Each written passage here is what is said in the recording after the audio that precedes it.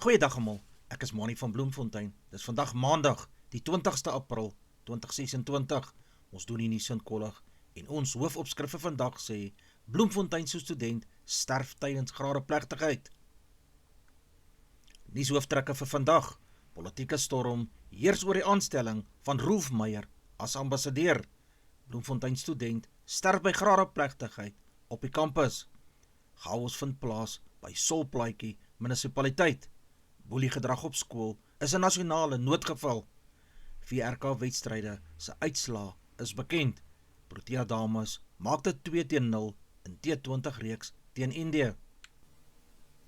Die nagraadse student aan die Universiteit van die Vrystaat, die UV, wat Vrydag dood is, kort voor sy graad moes ontvang het, is deur medestudente en ander op sosiale media as Kuzi Bulalo Mukwebo uitgeken.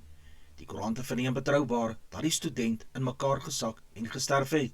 Haar familie het al die pad na Bloemfontein gereis om dit saam met haar te kan beleef. Student het oor die naweek hulle skok oor hierdie voorval uitgespreek. 'n Woordvoerder van die universiteit het gesê: geen bykomende inligting as wat voorheen deur die universiteit bekend gemaak is rakende die afsterwe van die studente beskikbaar nie. Makoveo, 'n nagraadstudent in die fakulteit Natuur en Landbouwetenskappe, is tragies op die kampus oorlede kort voor die seremonie begin het. Die oorsaak van die dood is tans onbekend en word deur die betrokke owerhede ondersoek. Die student het Vrydag aan die einde van die gradeplegtigheid in die Kalle Iman Sentrum hulde na haar gebring deur 'n oomblik van stilte vir haar te hou. Geen begrafnisreëlings is nog bekend gemaak nie.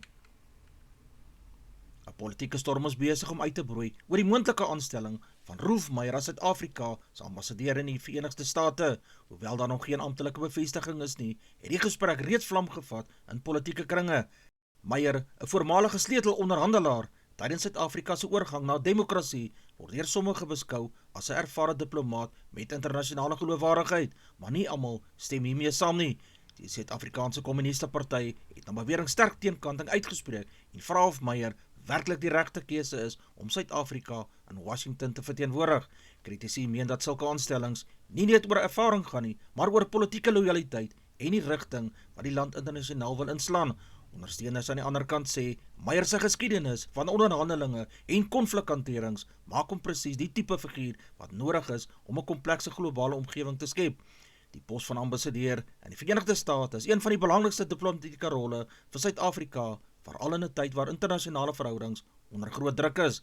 Wie ook al die pos beklee, sal die direkte invloed hê op handel, diplomasie en politieke samewerking tussen hierdie twee lande.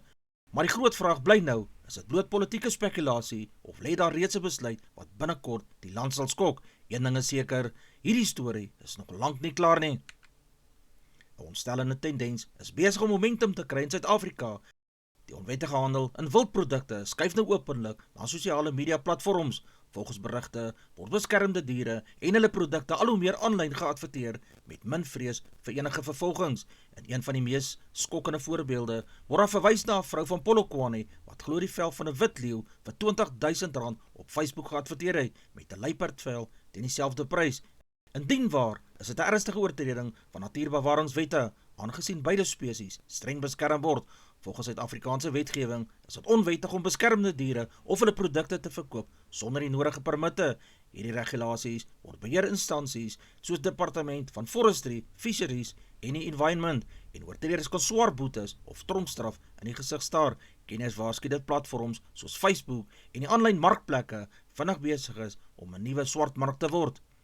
Handelaars gebruik geslote groepe, kodetale en direkte boodskappe om transaksies te fasiliteer, ver buite die oog van wetstoepassings. Die groei van hierdie onwettige handel bedreig nie net Suid-Afrika se biodiversiteit nie, maar ondermyn ook jare se bewaring en beskerming van skaars spesies. Die vraag is nou, waar is die owerhede en hoe lank gaan hierdie onwettige handelary nog openbloot so voortgaan? Suid-Afrika se natuurlike erfenis is op die spel en die wêreld kyk.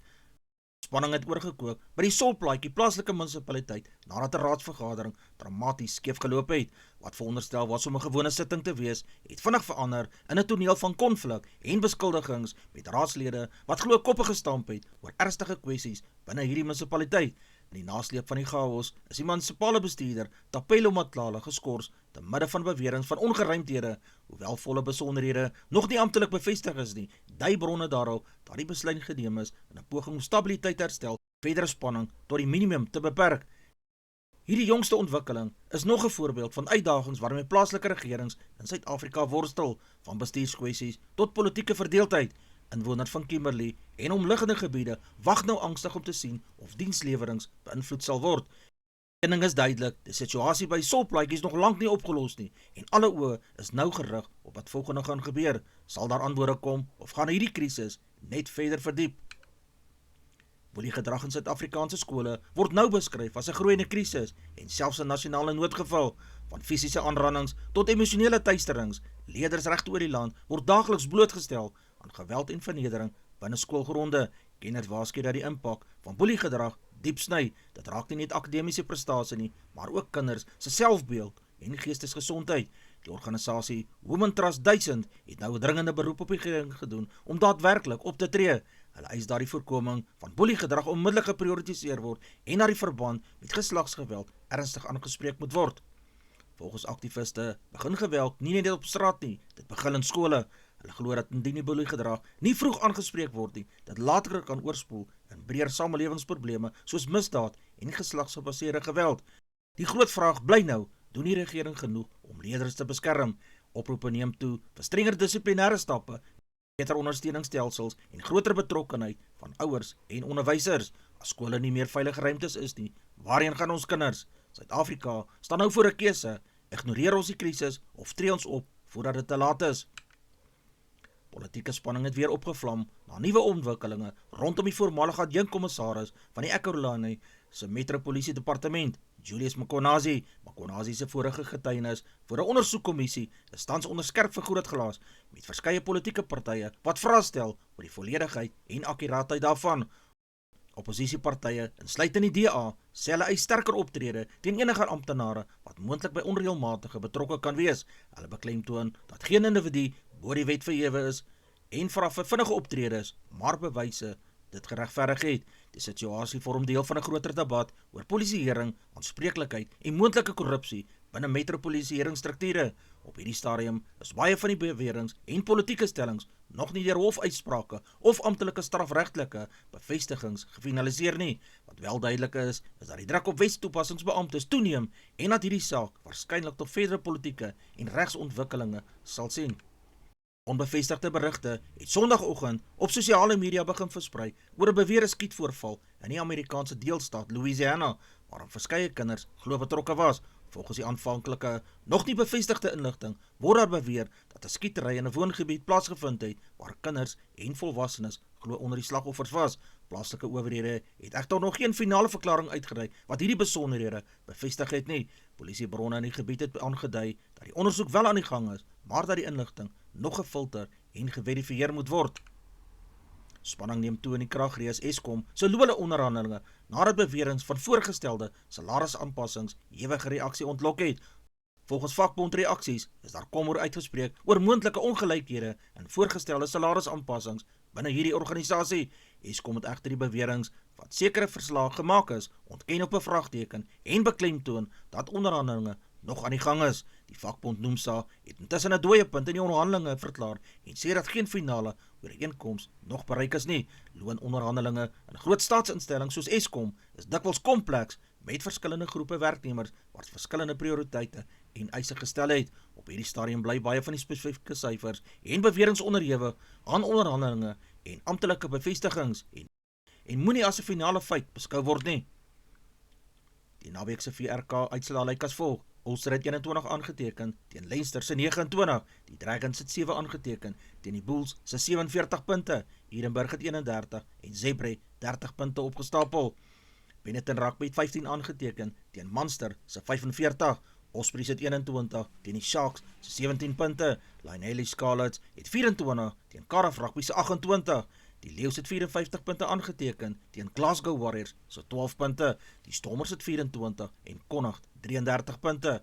Die VRK puntelys lyk as volg: Glasgow Warriors is in die eerste plek met 55 punte, in die tweede plek die Stormers op 51, Leinster in die derde plek ook op 51, die Leeu's is in die vierde plek met 48 punte, Ulster is in die vyfde plek met 47, gevolg deur Munster in die sesde plek met 46, Cardiff Rugby is in die sewende plek met 46 punte en die Bulls in die agste plek met 45 punte, gevolg deur Connacht in die negende plek met 44 punte, Ospreys is in die 10de plek met met 34 punte, die Sharks in die 11de plek, ook op 34 punte.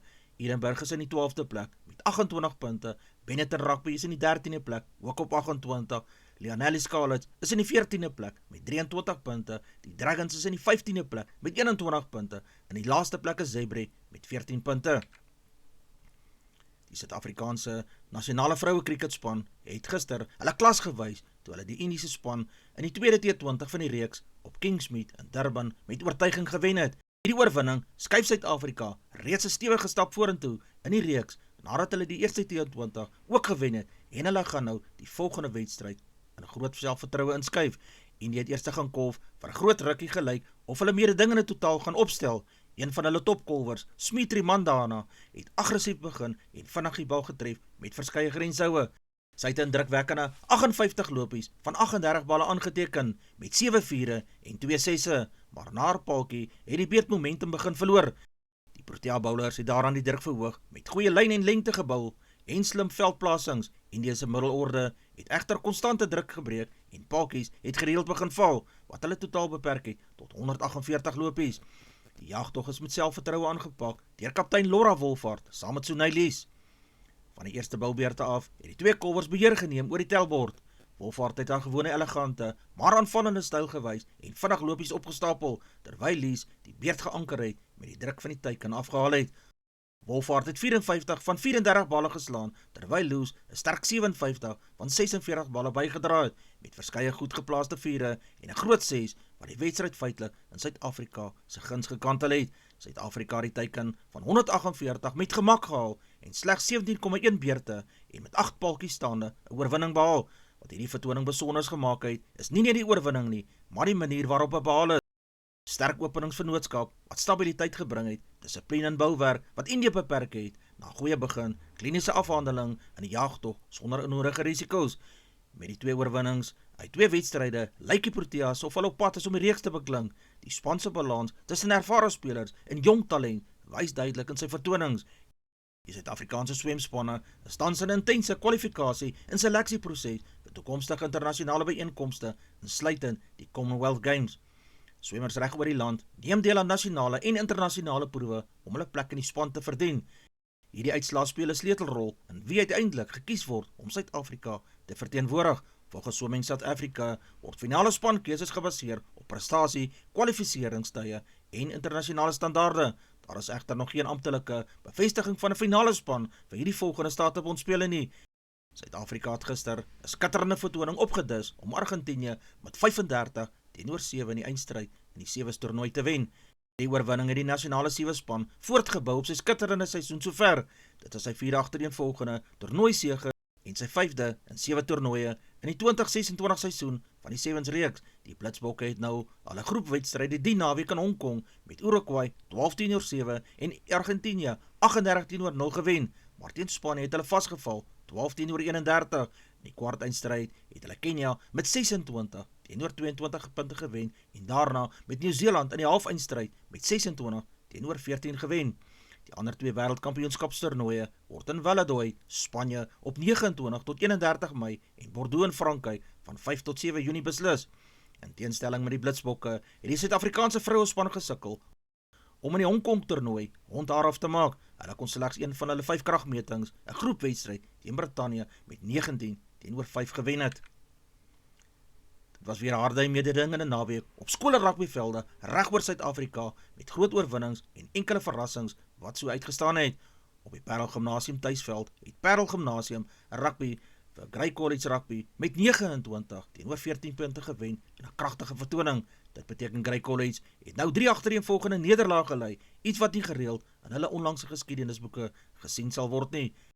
In Kaap Rugby het Wynberg Boys High School rugby teen Paul Roos Gimnasium rugby met 20 teenoor 9 vasgeval. Outaniqua High School het 'n oorheersende vertoning gelewer deur Pearson High School rugby met 62 punte teenoor 0 te wen in 'n eenrigting wedstryd.